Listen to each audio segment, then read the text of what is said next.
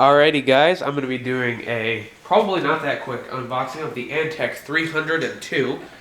Now what does the 2 add? Basically, the only thing it adds is USB 3.0, and it also adds a fan port on the back of the motherboard tray.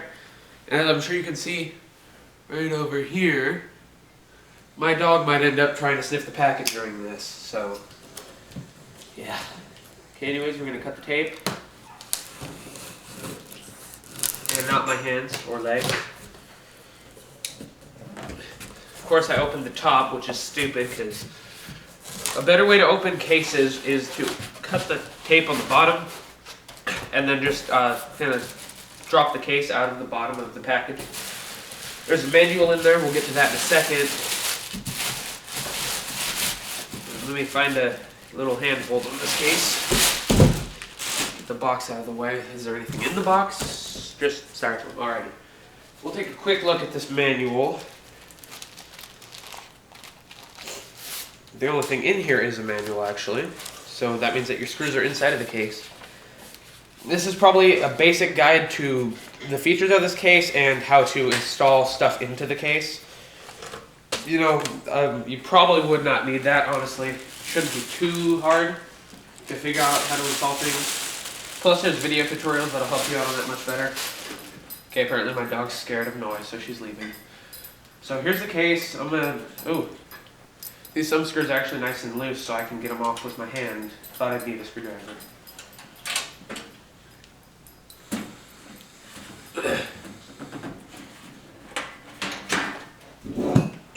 Alrighty, so as I'm sure you can see, the inside of this case is not painted, and that comes with the price point. This case is like roughly $50, so of course it's not going to come with a painted inside and all the super awesome features of a $200 case. But you know, that's really to be expected. So for the price point, this case is actually supposed to be an amazing value case, which is why I got it, because as I'm sure you know by now, I'm building a new computer, and my old computer that you guys have probably watched me build, that one needs a new home because I want to reuse my case for my new computer. I think I lost my knife somewhere. I'm just kidding, I threw it on the couch already. Okay, so I'm going to cut this little zip tie, which is holding in your hardware package. I'm going to zoom in a little bit here. I just don't want to zoom in too much because it's hard to see my camera screen, so I want to make sure I'm still in the shot. Okay, so what you get in here is your hard drive sleds. Now you just clip these onto the sides of your hard drive. It's actually extremely simple. There's no screws, and you don't even have to like bend it like you do with some hard drive quick release whatevers. I'm going to assume you get 12 of these because this case holds 6 hard drives. These do not support 2.5-inch drives, so you will need an adapter if you plan on running those. You get 4 cable ties, which isn't a lot, but again, for the price point, the fact that they include cable ties is special in itself. And in here, you've got all of your hardware. You've got motherboard standoffs, motherboard screws, and whatever these other screws do. I'm sure that's probably what's in that instruction booklet, so you might actually want to read that. I probably will be. So once again, we're going to go over what's new on the Antec 302 versus the original 300 that was pretty much a legendary case. So here you've got your front. These are now USB 3.0 ports. You can maybe see the blue, I can't tell. It's also got a curved front. That's just to kind of change up the design so you can kind of tell the difference between the cases. But once again, one of the main features is the USB 3.0. On the top here, we've got 2 water cooling grommets right here if you wanted to put external water cooling on this computer. For this case, I don't know if you'd really want to do that based on, again, the price point of this case. I don't think you'd be water cooling with this price of a case. But if you did, that option is definitely available to you. So on the inside, once again, you can see that it's not painted.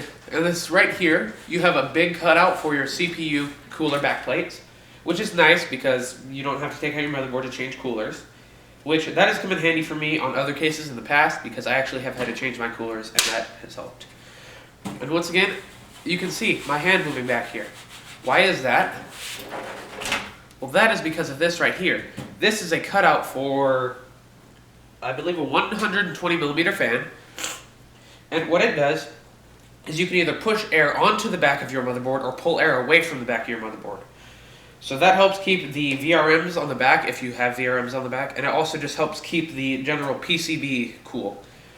I personally won't be using that because I think it'd be a little bit noisy, but it's definitely an option available to you. One more thing right here. I don't know how this comes out. Maybe can you just pull on this? You've got a dust filter that is side accessed. Okay, so here's your case standing up. This is the side. The dust panel comes out the side, and that is a PSU fan dust filter. Now that's very convenient because you don't have to pull your case away from the wall to get it out, and it's not like a 3-foot long filter coming out of the front of the case either. So here you've got your 6 hard drive bays and 3 optical drive bays where you can put fan controllers or optical drives. Included, you only get 2 fans. You get a 120 on the back, a 140 on the top. But really, once again, for a case of this price point, what can you expect? But it'll do just fine for a general PC and even a decent gaming PC. It has 8 expansion slots, so I don't know if you were crazy enough, and honestly, it's pointless, but if you were to run like a Rampage 4 Extreme, you could run Quad, Crossfire, or SLI. Granted, the cooling in this case would definitely not be up to that challenge, so I don't recommend you do that. And once again, for the price point of this case, that's not the type of thing you'd be doing with this case. But you've got that expansion available for whatever you want. Let's real quick, we'll go over the internal connections for the front panel I/O. You've got your USB 3.0, a front panel audio, and your power button, reset button, power LED, reset LED, or hard drive activity LED, my bad. I don't think you get a little alert button speaker thing, which I don't know who uses those anymore anyway, so that's okay. So, real quick, I'm going to throw the side panel back on here. How does the side panel go on here? Okay, just like that.